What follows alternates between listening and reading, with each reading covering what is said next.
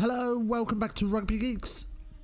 CJ Stander has today shocked the rugby community, and he has officially announced his retirement from both domestic and international rugby, all forms of rugby, the statement says. So I thought, why don't we have a read of that statement and then have a little look at some of the stats on his career. So here we go. This is the statement he's released just a couple of hours ago. All professional sports people are told you will know when the time is right to hang up your boots. It's a sentiment one cannot fully comprehend until that day arrives. For me, that time has come. I hereby publicly announce my retirement from all forms of rugby. I will be available to represent Munster until the 27th of June 2021, when my contract expires, and for international duty until the end of the mid-year test window. So,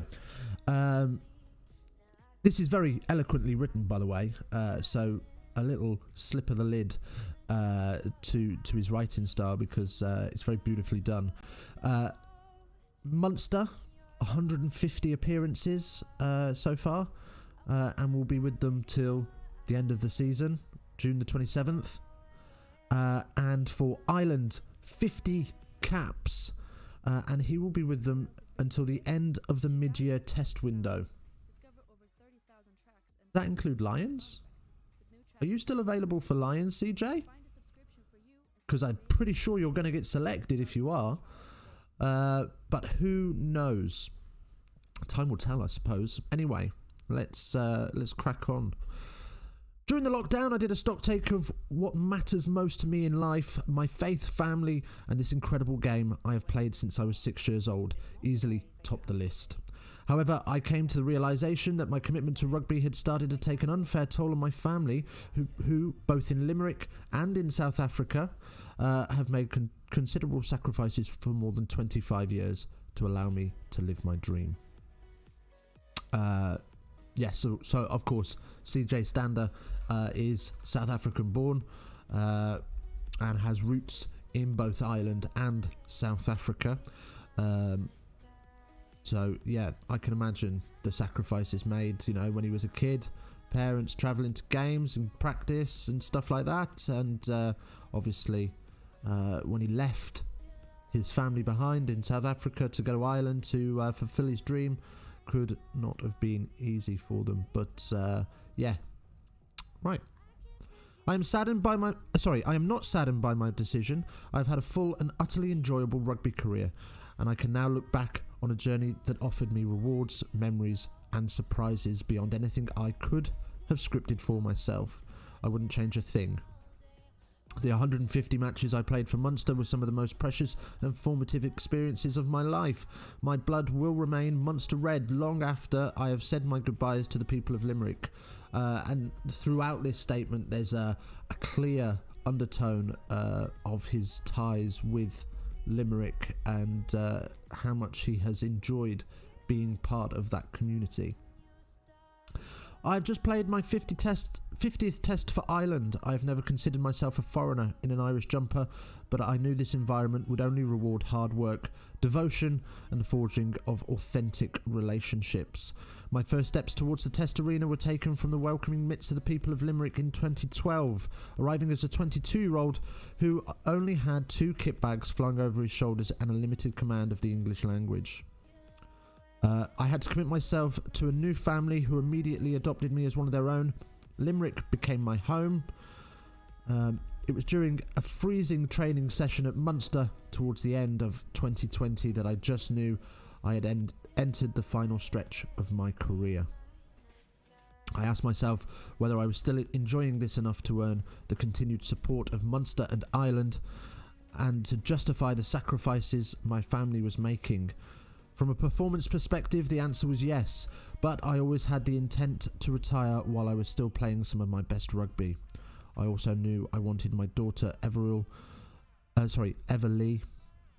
to grow up around her family in South Africa when all these intentions and considerations intercepted each other during that training session. I discussed the implications thereof with Coach Johan van Gran and the Irish Rugby Union. I deeply appreciate that they have tried to persuade me otherwise, but I knew it was time, and I will be playing my final matches as a professional athlete with contentment and gratitude for what was and for what lies ahead in the next chapter of my life. Wow. Yeah.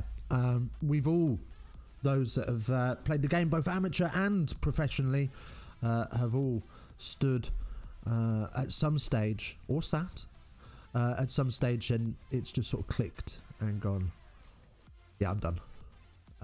And not in a sort of negative way. There's just the rest of your life to live, and I completely hear what he's saying. I remember the moment that I decided that enough was enough, and I was never any good anyway. Let's be clear about that. But enough was enough, and my body had given me the answer to the question I didn't want to ask. So yeah. Okay. He then goes on to thank lots and lots of people that he says he will thank in a private setting as well, and signs off sincerely, CJ Stander, March 2021. It's a shame because he is still in his prime, only 30. You would expect another sort of 5 years at the international stage before maybe one or two more at domestic level. So it's a shame he's gone so early, but there are question marks to ask around the way professional sport is set up. He mentions that he's been playing the game since he was 6, so there's a pretty good chance that he was in some sort of academy system from about 12 or 13. That's certainly the case for the English game. So has burnout played a part here? Playing as a professional since, or in a professional setting since an early teen through to 30, it's a long old career, and it's a lot of intense pressure on the body. It's a question that's going to be asked, I think. Does burnout play a part in this? We asked the question with Joe Marler a couple of years ago when he retired from the international stage, albeit briefly. It's a question that we're probably going to ask here, and the answer is don't know. What's the solution is the question. How do you deal with player burnout? Are we starting them too young? Maybe. If we don't start them this young, are they going to develop the skills they need in the professional test arena? I don't know. I don't know is the answer. Right, anyway, enough speculation. Let's get on to some good old facts. So let's have a look at his career for Ireland during 2020. We'll just look at 2020 because Rugby Pass don't give us full career stats, but they do give us some tasty seasonal stats. So for Ireland in 2020, CJ played 8 games.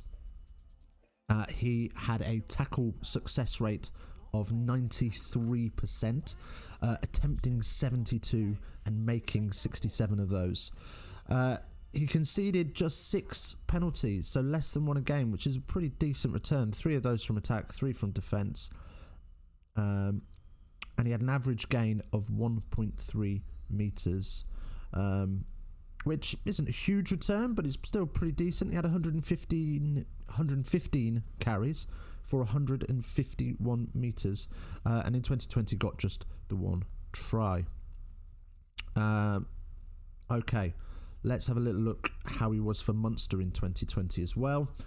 So for Munster, slightly less on the tackle percentage, but he did play 9 games, so 1 more. but a 90% tackle success rate, which you still can't argue with in the slightest. Made 92 attempts, 83 of those being successful. Conceded a total of 10 penalties, which again isn't a horrendous return on that. 6 of those being from attack, 4 from defence. An average gain success of 1.5 metres, with 112 carries over 170 metres, and bagged himself 4 tries. But didn't even pick up a yellow card for either team. It's worth pointing out. So, CJ Stander is going to be sorely missed by Ireland and the Lions, because let's not beat about the bush here. He was pretty much a shoo-in for the Lions squad. We will wait to see what develops around that. He has said that he will be available for the summer internationals, so maybe that includes the Lions. I very much doubt he'd want his last international game to be a Lions game. I'm sure he'd much rather it be an Ireland game, but we'll see. We'll see if the Lions even go ahead. That's still up for debate. But yeah, CJ Stander has officially retired from rugby. It's sad news for the rugby community, but we wish him well in his future endeavours, and I'm sure it's not going to be the last we see of him. I'm sure he's going to pop up as a pundit somewhere, whether that be on Supersport in South Africa, or for the BBC, or Irish television, RTE, isn't it, in Ireland? Who knows, but let's take a moment to celebrate a really good career of a very, very talented rugby player. Anyway, that's all from me. All that's left to say is like and subscribe. We are trundling along through our subscribers, so it's great to see that you're enjoying the content. Leave a comment below if there's something in particular you want to see, and we'll try and put something together. And all that's left to say is face down, ass up. That's the way we like to ruck.